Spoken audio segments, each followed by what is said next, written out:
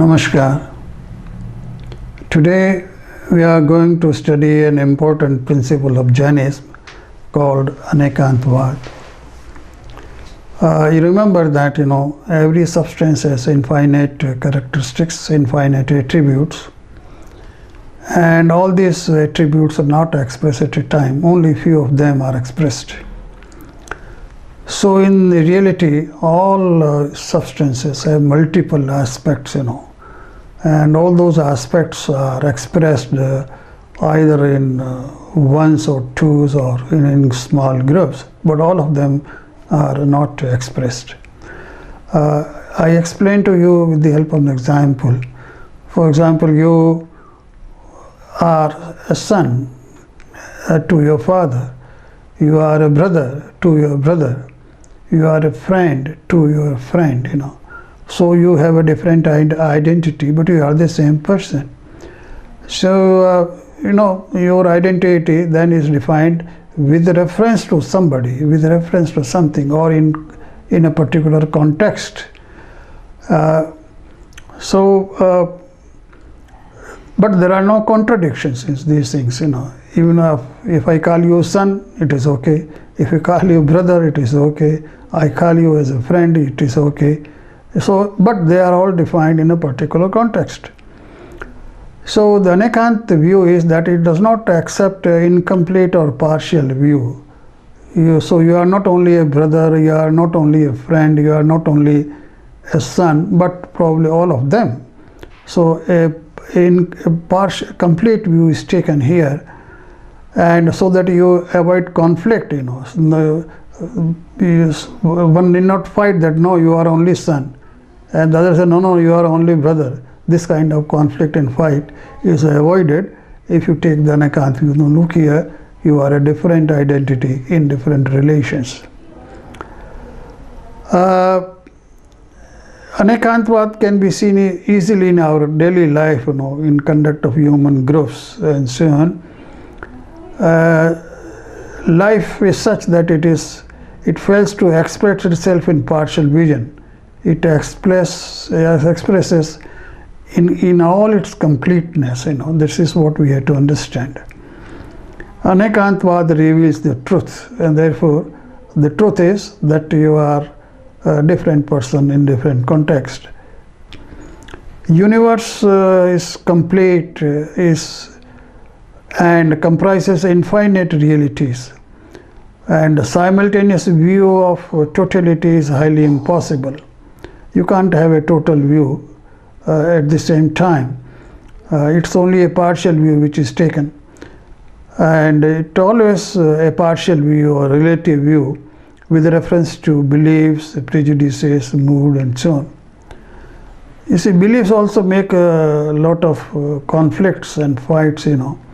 For example, in Jainism we say, look here, the soul is a substance, and every individual soul is different or separate. So every soul has its own identity and a different from another soul. But look here, there is another person who can say, no, I believe that the soul is a part of universal soul of Brahma. And there is a third person who can say, no, look here, the soul is a divine gift of God. Well, there are different kinds of views, regarding soul, but that should not make you fight among each other or have a conflict or quarrels. There are different views of the same thing, and you must accept them. Look here, you live with your belief, I live with my own belief, and there must be a sort of harmony between the different kinds of views. We understand this with the help of example. The philosophy or the principle of Anekant can be seen on is of practical use in our life. For example, I say that somebody makes me angry. That means, I'm blaming him that he makes me angry. Or suppose I look at a particular object and that I get angry, So I say that, okay, this particular object makes me angry. Is this correct view of things, Should I blame those the persons or objects so that they make me angry and they make me unhappy? There is another view that, look here, is it that the other people make me angry and they control me, other objects control me so that I become angry and I become unhappy, or do I control myself? Can I control myself? If I control myself, I refuse to be angry. When somebody is saying something, or when some objects come to my sight, I refuse to be angry. This is the correct view. You look here, okay, you say something, fine, but I refuse to be angry. I refuse to accept your views. I refuse to react to your criticism. This is the right view. So you have different views, and you must opt or act according to a particular right view. Another example I am giving you. Should I believe that my worth is because of my nature, good nature, or human nature, or because of it because of my soul? I think that my soul is pure. I don't have any ill will against anybody. So should I pay attention to the criticism of others, or should I believe in myself? Or should I evaluate myself on the basis of my body? I have a strong body, or a good body, or a handsome body, or a beautiful body, or I have a good looking features, I am intelligent, I am skillful, I have a lot of money with me, I have a good family, I have good friends. Should these things determine my personality? Or the third view is Anekant view. I do not ignore the criticism of others. Okay, let them say something, but I believe that I am a good person. So his saying does not make me think that I am an inferior person. I know my worth, and therefore I believe that, okay, whatever he says is okay, let him say. I do not bother about it. I know I have done nothing wrong, and I am a good person. So I do not evaluate my worth on the basis of my body or money or friends. No, it is because of my human nature, because of my purity of the soul, that I evaluate myself. So these are the two examples which are of everyday use in our life. There is another concept what called as Nayavad.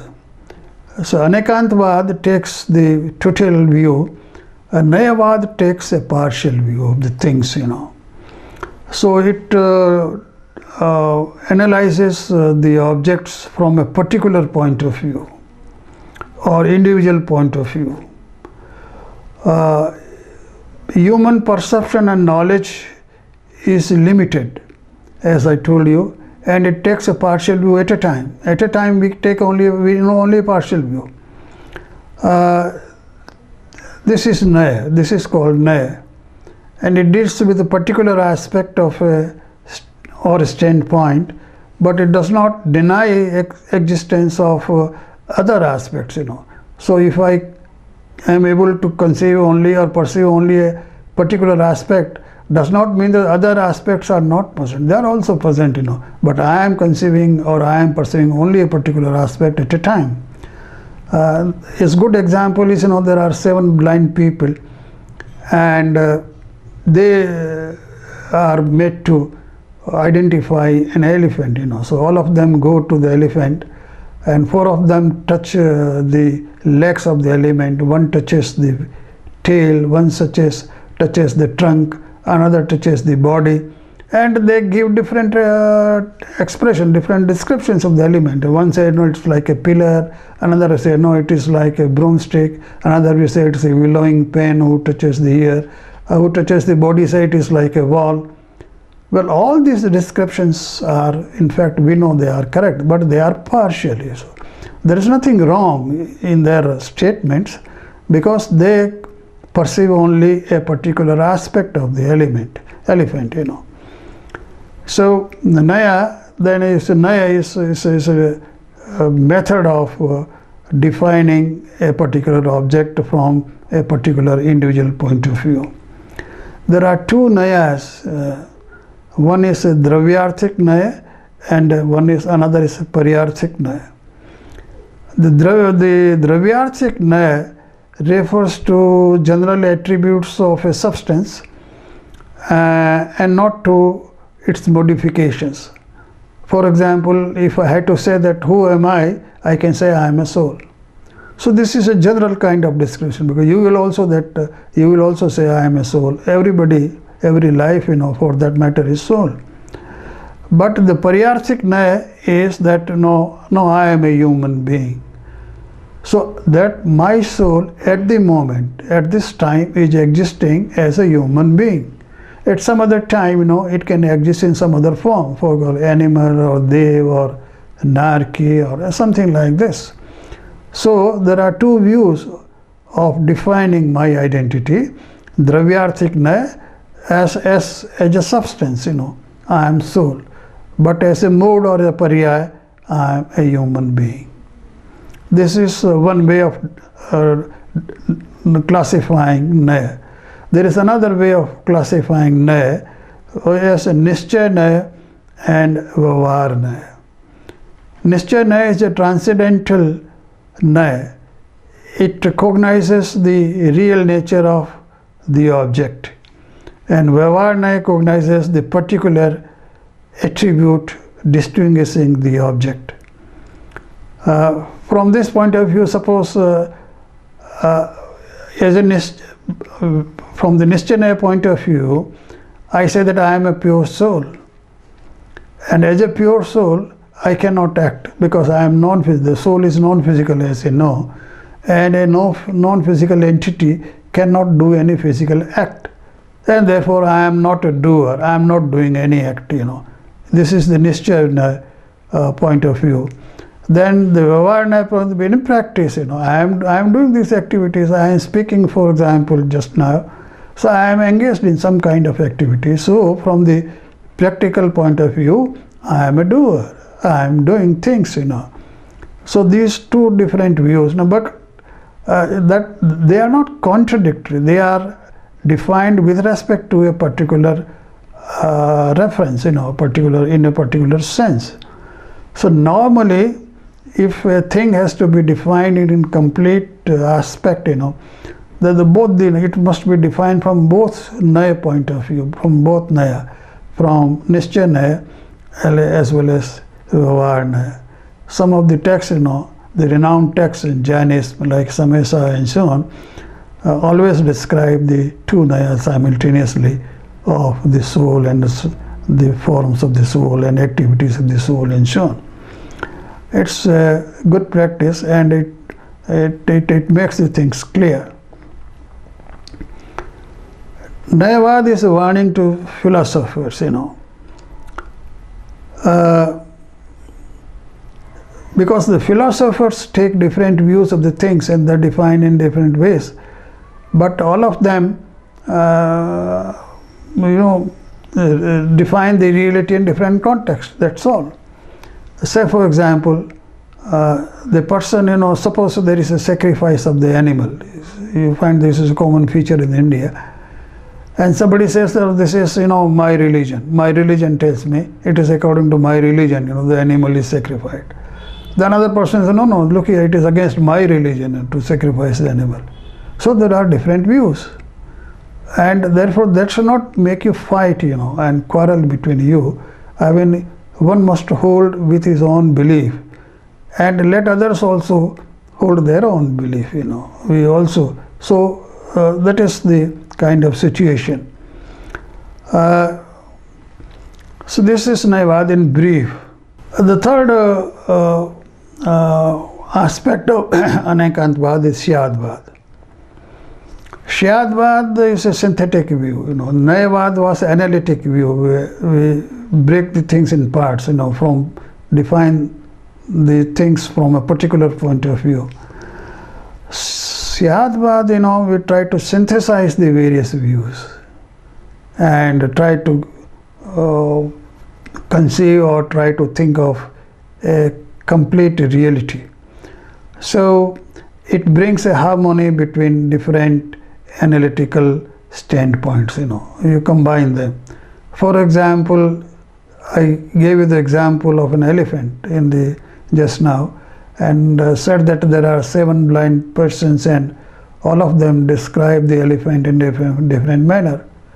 But we who have eyes, can see that, now look here, it's the whole elephant, so they are different parts of the element. The totality is elephant. So this is synthesis of the different views. So this point of views of 7 blind men integrated gives you a picture of whole elephant or full elephant. So Syadvad is a method of integrating different standpoints and different views.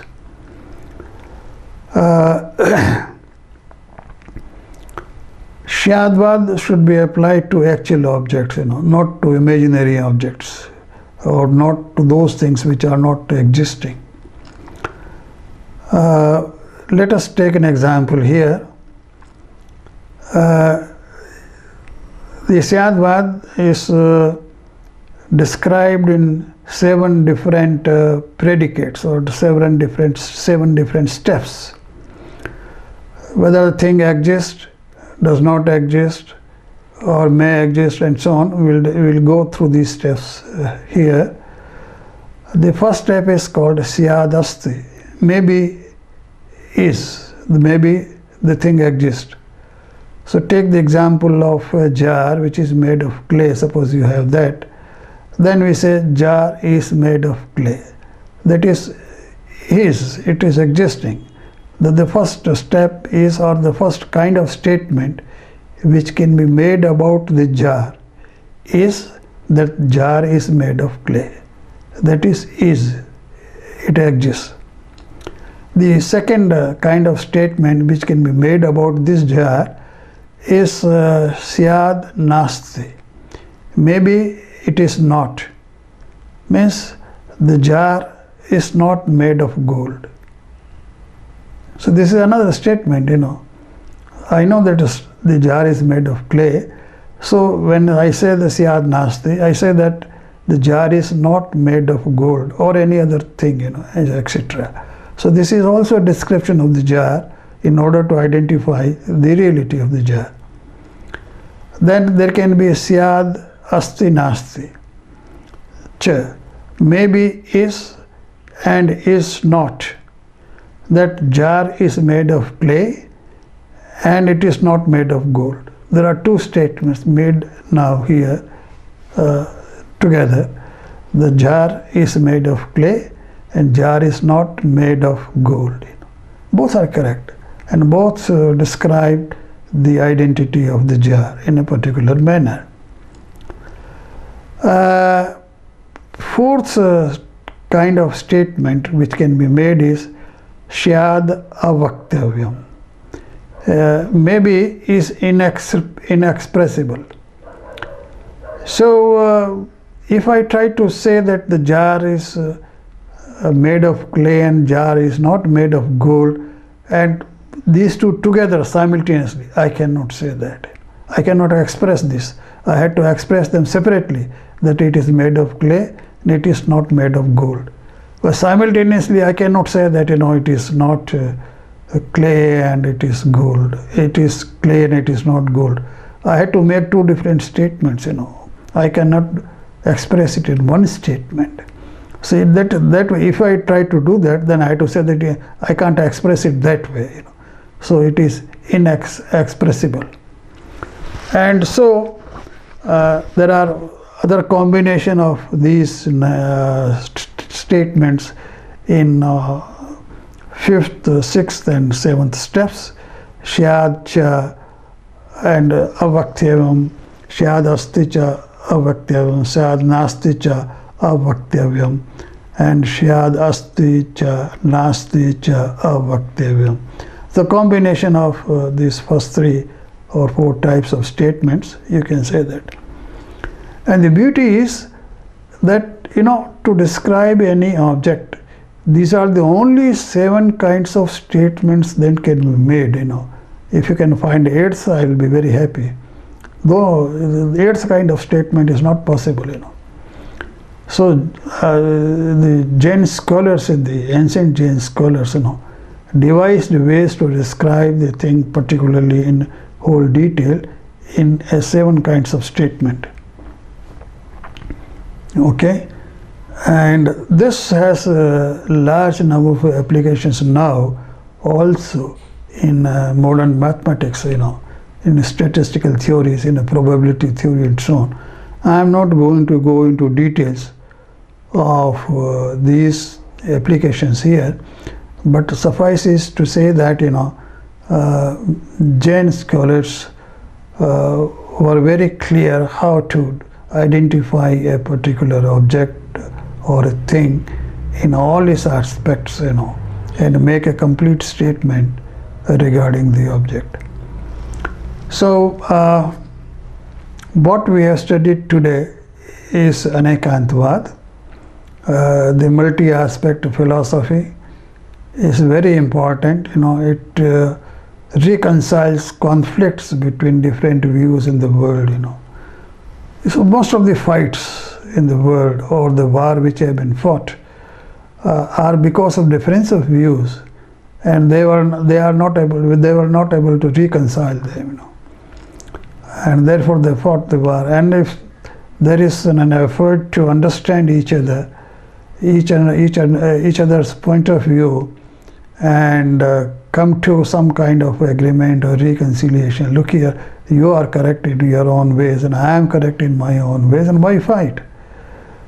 So if that kind of thing or approach is brought about by Anekantvad, it's very important. It can solve most of the problems which are existing in the world, and these problems exist only because of the differences in view, which should not create any kind of conflict in principle.